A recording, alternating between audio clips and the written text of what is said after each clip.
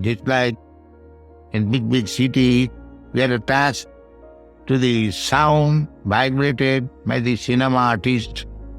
And not only that, so many other things we are hearing through the radio message, attachment for the sound.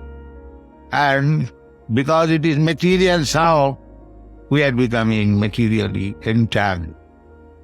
Entangled more and more. Some actress, some cinema artist singing, and people are so fond of hearing that singing that the artist is paid 15,000 rupees for one song. There are many here in Bombay. So just see how much attraction we have got for the material sound vibration. Similarly, the same attachment, if we turn to hear about Hare Krishna Maha Mantra, then we become liberate.